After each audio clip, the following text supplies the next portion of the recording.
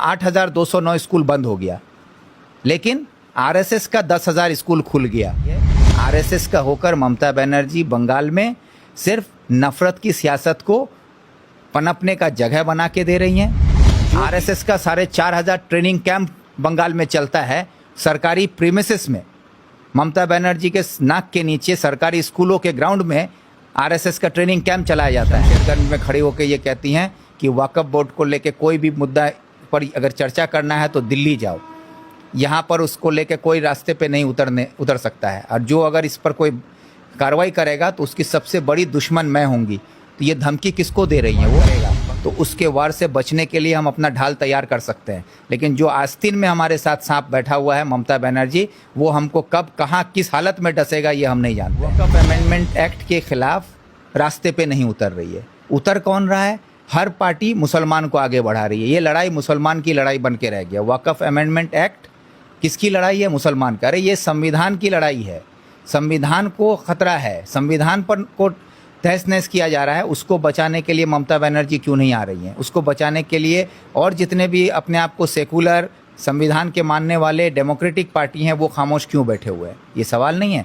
आज लड़ कौन रहा है? मुसलमान। मर कौन रहा है? मुसलमान। जेल कौन जा रहा है? मुसलमान। गोली कौन खा रहा है? मुसलमान। केस किसके ऊपर हो रहा है? मुसलमान पाएंगे। ये सुप्रीम कोर्ट में आपके और हमारे पैसे से केस लड़ सकती है ममता बनर्जी। और सबसे बड़ी हैरत की बात है कि ममता बनर्जी बड़ी बड़ी बातें करती हैं। उनकी सरकार में 8,209 सरकारी स्कूल बंद हो गया। इसका जिम्मेदार कौन है? जो सरकार अपने स्कूलों को नहीं बचा सकती है, वो हमारे लिए कॉलेज बनाएगी, वो हमारे लिए इंडस्ट्रियल हब बनाएगी, वो हमारे लिए इंडस्ट्रियल पार्क बनाएगी, वो हमारे लिए बड़ी बड़ी बातें करती है कि हम रोज़गार देंगे। जो अपने ही सरकार में अपने ही स्कूलों को नहीं बचा सकती है, तो वो सरकार से क्या उम्मीद कर सकते हैं? ये सरकार सिर्फ यहाँ पर बीजेपी के लिए रास्ता साफ करके दे रही है। आरएसएस का होकर ममता बनर्जी बंगाल में सिर्फ नफरत की सियासत को पनपने का जगह बना के दे रही हैं।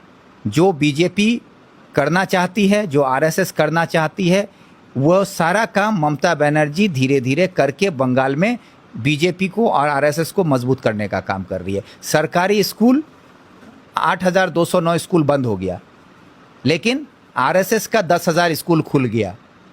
इसका जवाब ममता बनर्जी नहीं देंगी कि सरकारी 8,209 स्कूल बंद हो गया और आरएसएस का 10,000 स्कूल बंगाल में खुल गया।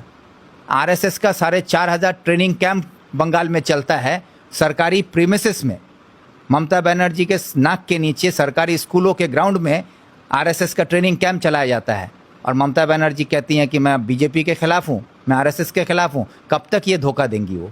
ये तरक्की की बात करना, लोगों को रोज़गार देने की बात करना, 26,000 लोगों की नौकरी चली गई। आज विकास भवन में अपने हक की लड़ाई करने के लिए लोग जा रहे हैं तो उन पर पुलिस लाठी बरसा रही है, उन पर टीयर गैस चलाया जा रहा है, किसी का पैर टूट रहा है, किसी का सर फोड़ दिया जा रहा है। तो इसका जवाब ममता बनर्जी को 2026 में देना पड़ेगा। इसका असर पड़ेगा चुनाव पे? क्यों नहीं पड़ेगा? एक तरफ आप 26,000 नौजवानों की रोज़गार छीन ले रही हैं, दूसरी तरफ आप पूरा नस्ल को बर्बाद कर रही हैं, एजुकेशन बर्बाद हो रहा है, हेल्थ बर्बाद हो रहा है, और दूसरी तरफ वक्फ अमेंडमेंट एक्ट को लेकर जब मुखालफत में लोग रास्ते पे उतरना चाहते हैं। हमारे खुशनसीबी है कि मुखालफत के लिए ही सही कि हमारे चारों इमाम, चाहे वो बरेली हो, चाहे देवबंदी हो, चाहे वो अहले हदीस हो, चाहे वो वहाबी हों, ये सारे लोग इकट्ठा होकर अमेंडमेंट एक्ट के ख़िलाफ़ रास्ते पे उतरने के लिए तैयार हुए। अमन और शांति के साथ अपनी बात रखना चाहते थे। आज ममता बनर्जी खुलेआम शमशेरगंज में खड़ी होकर ये कहती हैं कि वक्फ बोर्ड को लेकर कोई भी मुद्दा पर अगर चर्चा करना है तो दिल्ली जाओ, यहाँ पर उसको लेकर कोई रास्ते पे नहीं उतर सकता है, और जो अगर इस पर कोई कार्रवाई करेगा तो उसकी सबसे बड़ी दुश्मन मैं होंगी। तो ये धमकी किसको दे रही हैं वो? बंगाल के 30% मुसलमानों को। कौन दे रहा है? जो बंगाल के मुसलमानों की हमदर्द बनती है मुख्यमंत्री ममता बनर्जी, जो ये कहती थी कि आमी मुसलमानदेर तोषण करी, आज वही तोषण के नाम पर बंगाल में मुसलमानों का शोषण किया जा रहा है। और मुसलमान आज अगर नहीं समझेगा तो बीजेपी को मारना है, तो बीजेपी को मारना है तो पहले ममता बनर्जी को। जो आस्तीन का सांप है ममता बनर्जी, आरएसएस की एजेंट है, वो बीजेपी सामने से वार कर रहा है, तो हमको पता है कि ये हम पर वार करेगा।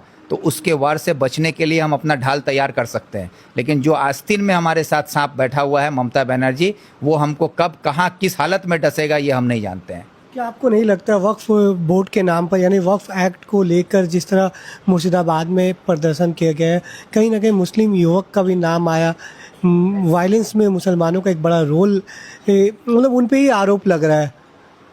देखिए, इसके लिए एक मतलब साफ समझ में आ रहा है ये बात कि वक्फ अमेंडमेंट एक्ट जो है ये सीधे संविधान के खिलाफ है।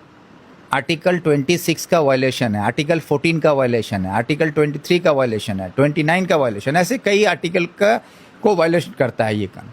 लेकिन जो भी पार्टी खुद को संविधान के हक में बताती है, वो पार्टी आज संविधान को बचाने के लिए वक्फ अमेंडमेंट एक्ट के खिलाफ रास्ते पे नहीं उतर रही है। उतर कौन रहा है?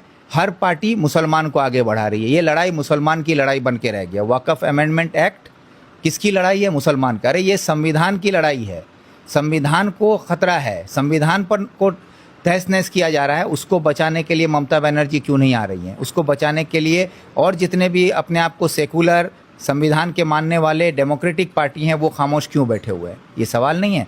आज लड़ कौन रहा है? मुसलमान। मर कौन रहा है? मुसलमान। जेल कौन जा रहा है? मुसलमान। गोली कौन खा रहा है? मुसलमान। केस किसके ऊपर हो रहा है? मुसलमान पर।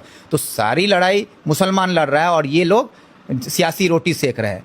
क्यों तृणमूल में ममता बनर्जी आज बीजेपी के खिलाफ क्यों नहीं जुलूस निकाल रही हैं? आज टीएमसी विधानसभा में रेजोल्यूशन लेके क्यों नहीं बोल रहा है कि हम इस वक्फ अमेंडमेंट एक्ट के खिलाफ हैं, हम इस कानून को नहीं मानते हैं? ये क्यों नहीं कर रही हैं? सुप्रीम कोर्ट में वो कोयला चोर को बचाने के लिए, सोना चोर को बचाने के लिए, अपना भतीजा जो सोना का स्मगलिंग करते हुए उसकी बहू पकड़ी गई, उसको बचाने के लिए, आज बालू चोर को बचाने के लिए, आज तमाम स्कूल में नौकरी बेचने वालों को बचाने के लिए, तमाम टेट के चोरों को, नारादा शारदा के चोरों को बचाने के लिए सुप्रीम कोर्ट में आपके और हमारे पैसे से केस लड़ सकती है ममता बनर्जी। तो आज हमारे ही देश का संविधान को नुकसान पहुंचाया जा रहा है, हमारे देश के सेकुलरिज्म को नुकसान पहुंचाया जा रहा है, हमारे देश के डेमोक्रेसी को ख़त्म किया जा रहा है, हमारे देश के अमन शांति को ख़त्म किया जा रहा है। तो आज उसको बचाने के लिए ममता बनर्जी सरकार की तरफ से सुप्रीम कोर्ट में जाकर क्यों नहीं केस दायर कर रही हैं? वो केस में पार्टी क्यों नहीं बनी पश्चिम बंगाल सरकार कि वक्फ अमेंडमेंट एक्ट के खिलाफ केस लड़ने क्यों नहीं पहुंची? क्योंकि वहां अगर वो पहुंच जाएंगी या विधानसभा में रेजोल्यूशन ले लेंगी तो ममता बनर्जी का जो आका है मोहन भागवत, नरेंद्र मोदी, ये नाराज़ हो जाएंगे। इसलिए अपने आका को ममता बनर्जी नाराज़ नहीं करना चाहती। इसीलिए अपने आकाओं के इशारे पर आज पूरे बंगाल के 30% मुसलमानों को खुलेआम बंगाल की मुख्यमंत्री धमकी दे रही है कि अगर रास्ते पे उतरोगे तो तुम्हारी सबसे बड़ी दुश्मन मैं हूँ। दिल्ली या तो आंदोलन करना है तो दिल्ली जाओ। तो ममता बनर्जी को भी अब आने वाले 26 में अगर वोट मांगना होगा ना, तो बंगाल में वोट मांगने का उसका कोई हक नहीं है। वोट मांगना हो तो दिल्ली जाके वोट मांगे। बहुत बहुत शुक्रिया। ये थे अली इमरान रम्स, कांग्रेस के नेता। ममता बनर्जी 4 रोज़ के दौरे पर पश्चिम बंगाल के नॉर्थ बंगाल में है, जहां पर इस वक्त बिजनेस समिट चल रहा है और इन्होंने कहा है कि ये चुनावी जुमला इस्तेमाल कर रही हैं और चुनाव आते ही ममता बनर्जी इस तरह का ऐलान करती हैं। तो देखना है कि आने वाले 2026 चुनाव में कितना असर पड़ता है, जिस तरह इन्होंने ममता बनर्जी और इनकी सरकार पर आरोप लगाए हैं। हमारे इस वीडियो को अगर आप फेसबुक और यूट्यूब पर देख रहे हैं तो हमारे पेज को लाइक करें, वीडियो को ज़्यादा से ज़्यादा शेयर करें।